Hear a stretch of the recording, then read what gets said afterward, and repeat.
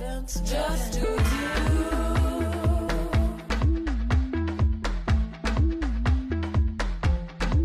Just do you. No need to sorrow, babe. No, you got baggage, huh? We got enough to fill the century. Just do you.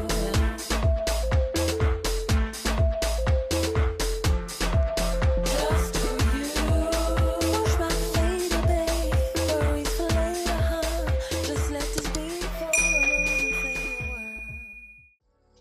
Hey girl, welcome back. We are on episode number 2 of the series of preparing for a new week or just setting yourself up for success for the upcoming week or upcoming period. We are now talking about presentation. In the last episode, I spoke about meal prep and how that can help with decision fatigue and so on. Now we're talking about presentation because your girl likes to look cute. I'm so in my cute era. I just like to look presentable. I want the way I present myself to communicate what I intention on doing without uttering a word. Depending on if it's the weekend for me to do meal prep, then I start looking into or collecting the data that I'm going to share with you throughout the week. Otherwise, I can do this on Saturday and then either put together the actual wardrobe on Sunday or have everything done by Saturday so that Sunday is only about church and then record the content and then that's it. So, presentation. Presentation is important. It's important for me specifically because I've shared that I have more or less 3 full-time jobs, meaning that I have my production company where I also have a catalog of almost 100 employees, and then my company partners up with a venue, Transmoto CNA. We handle booking, event management, in-house productions, and staffing. So with that,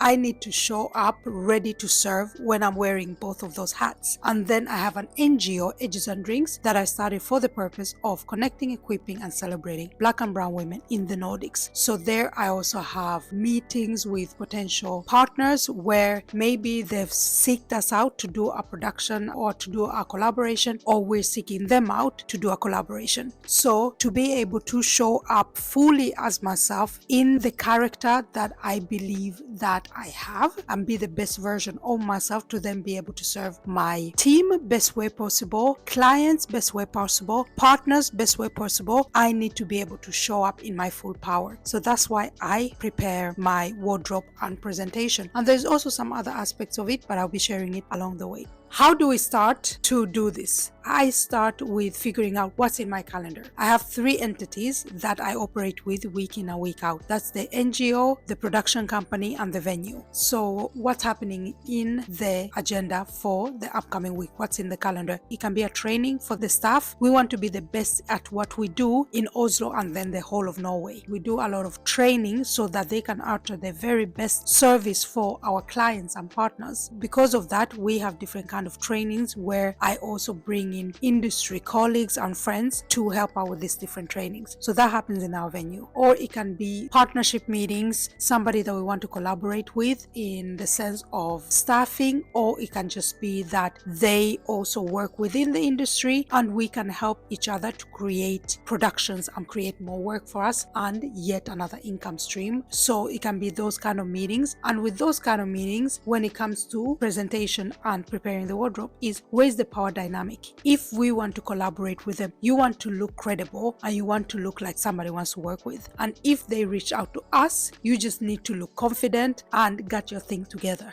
basically. So that's one thing, that's the production company. And then if it's the venue, we have viewings. I try to put them on Monday, Tuesdays, because then that way they are not the days we regularly have events at. So I try to do the viewings on those days. That way is which client is coming, what is their purpose with the venue, is it a conference, is it a memorial service, industry, company party, product presentation, commercial, whatever. Figure out what that is so that also what I want to communicate, how I want to present our venue also comes out in how I show up. If I look like I just had 4 hours of sleep and I'm not presentable, that will reflect back on how we do business. That's not good for our partners and it's not good for our brand either. So that's kind of what we can meet with the venue. Also, if we're doing an execution, for instance, 9 out of 10 events, I wear a 3-piece when we have events, because then I'm representing the venue and I have staff doing all of the other manual tasks. With that 3-piece, I have a couple of pants pants, several shirts, but fewer vests and blazers. Planning that as well is smart so that I'm wearing the right suit for the right event. And then we have Edges and Rings, the NGO. Especially in the first quarter, most of the days it's about writing applications, meeting different institutions that maybe have money that we need for our project, meeting potential partners. This can be other organizations, this can be other women organizations, this can be digital meetings, and it can also be partnership meetings. If I'm pitching to a big company to get them to sponsor some of our flagship events or projects, we've already communicated on email and phone, but now they're seeing me for the first time. A black, short and round woman, I need to put out my best aspects when I'm there, and most importantly for me to show up as myself, because when you walk into a room and you feel confident, you feel ready, you feel prepared, the way you show up, it's totally different from when you threw something on and wants to wing it. Even if you are not even prepared presentation wise, when you feel good, you handle yourself differently. So those are the 3 different calendars I'm looking into, and those are the examples of activities that can happen that then will also determine what I wear. That's the first step. Now we're going to data research number 2. What's the weather gonna be like? Because right now it's the first quarter, it's winter. So if I don't check the weather forecast, I make myself cute, face down to my toes. I put on my fur because that's normally what I wear, and it's blistering outside. On Friday we have mixture between rain and snow. So I go out, I forgot to pack my umbrella. Now my face is wet. My fur looks like a sad excuse of a rich auntie. And I'm going to a meeting. I don't want that. Or I'm going to a client meeting where their office is actually uphill. I need to walk for a period of time, and I'm not wearing the suitable shoes for that. That's not good. So checking out the weather forecast can make or break you, to be totally honest. You can wear a cute outfit, but because you didn't check the weather, now you are either too cold, you are sweaty, and also it's not presentable for the client that you're meeting. When I'm wearing a good outfit, but it doesn't match the weather, what makes me mad is that I could have done better just by doing research. But because I didn't, now I have to maybe spend money last minute that I didn't plan for, go into a 7-Eleven or something to buy an umbrella for 100 crowns for no good reason when I have 5 at home. But because I didn't bring one, here we are. So what's happening in the calendar, and then weather forecast. Now you're probably thinking, but Miriam, they're not always right, because you can check on Friday or Saturday and then Wednesday comes, then Wednesday looks different. Yes, but it's easier to be flexible when you have a plan than needing to be flexible and you already don't have a plan. That's why we plan. Now you have the data for what's happening in your calendar. You have the data for weather forecast. Now this is the third data you have to check. Wear your clothes. The clothes that you want to choose to match the data that you had in the previous 2 steps. Are they clean? If we have 3-4 productions in a week, we're not there yet, but it's going to happen. We're moving towards that direction. So it's going to happen. Do I have suits for all of those productions? I also actually have to follow up because I have a catalog of a lot of employees, but I don't have that many working with me at the office day to day. So now I have to figure out, do we have all of the uniforms in order as well for staff for the different jobs? Because some staff, they get to borrow uniforms for the job they're supposed to do, and some they have their clothes, their uniform at home. But some we need to check, are they clean? Is everything in order? So now work-wise, I'm looking out for myself. I also need to look out for my brand on how we present ourselves. Because sometimes I can plan an outfit for a garment or a piece of a garment that I haven't used in years, but for that particular day, for that particular meeting, it's gonna be fire. So I need to find it. Or the shoes I want to wear, are they polished? So now you figure out what's in your calendar, what's the weather forecast, where are these clothes, are they clean? Have you done your laundry? Because the whole planning can be leading up to the same weekend you're supposed to be washing. I do laundry twice a month when I'm not doing 75 hard. With 75 hard, I wash workout clothes once a week, because that's about 15 to 16 workout outfits in 1 week. So planning, are your clothes clean? Do you have the clothes that you need to be prepared for the upcoming week?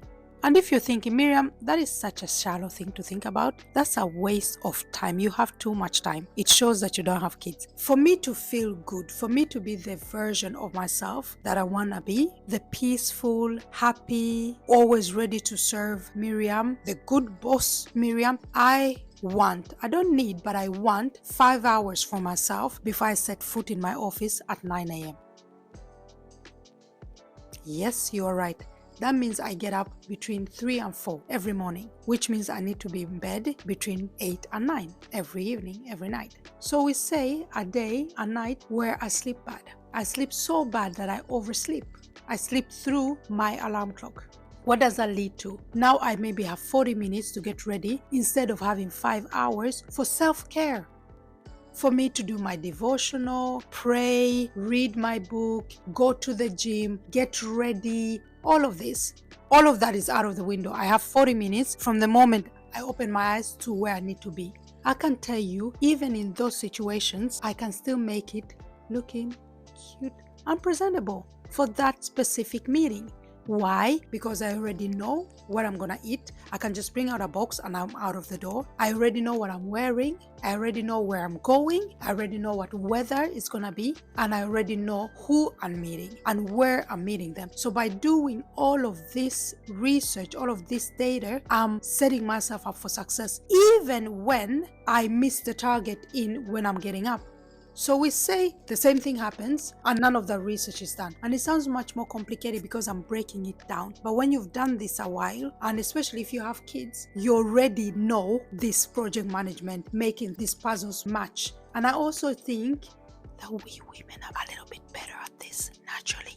Anyway, we say you oversleep, you have 4 hours. None of this is done. What are you gonna wear? What is clean? What is out? Let me take this shirt. I haven't had it in a while. I don't have the time to think. Let me put it on. Or I can wear those pants. They're always good. Do they fit?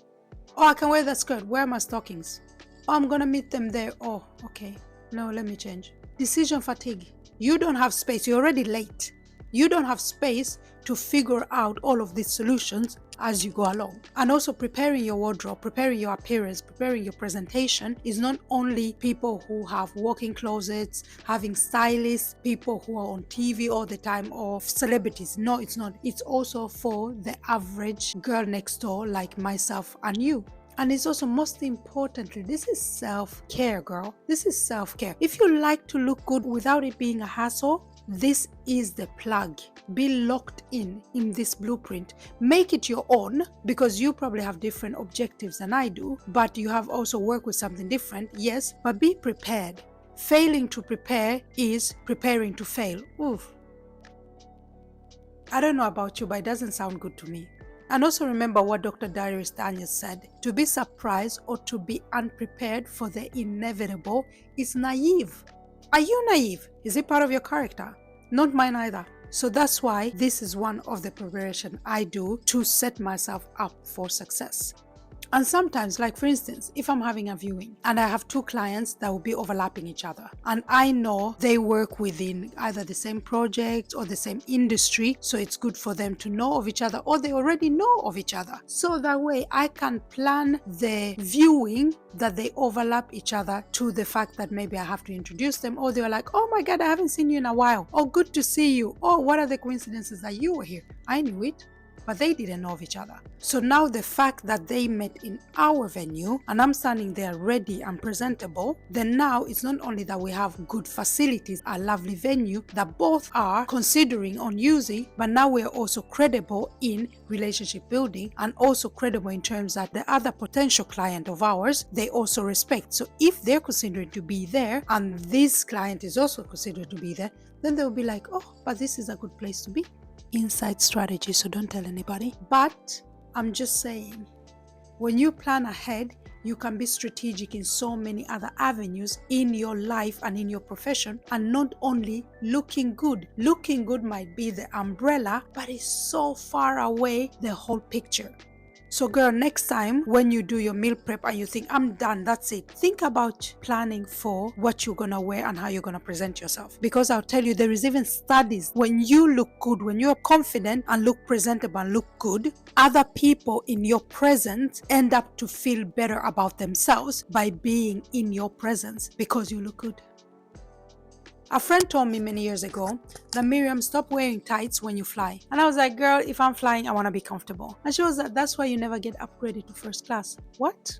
I was like, the audacity. Who do you think you're talking to? She was like, but it's true. When they want to upgrade people in the first class, because this is what airlines do, they sell more tickets than they have seats sometimes.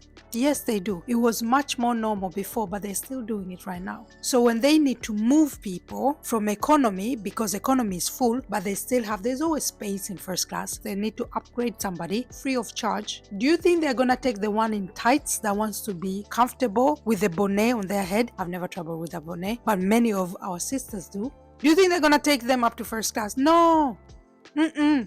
Nedda. They're going to take the one, cuteness overload, well put together, suits in there. Picture first class. Do you fit in that picture? You can be one of the lineup to going up there. So presentation matters. If you don't care about it, it's okay. Thank you for watching my video. But I'll tell you, in this world that we're in, it does matter. Try to be ahead of the game and set yourself up for success, because one thing that's also inevitable is we're gonna have bad days. We're gonna get no's in meetings. We're gonna have bigots say slurs to us because we are women of color, we are in a society where we are the minority. Things will happen, trouble will find us, because that's what trouble does. Miscalculations will happen. Let it happen when you feel good though. Let it happen when you look good, because it stings, but it doesn't sting as bad. I rather cry looking good than cry already feeling bad in a tight situation. I don't know about you, but that's just me.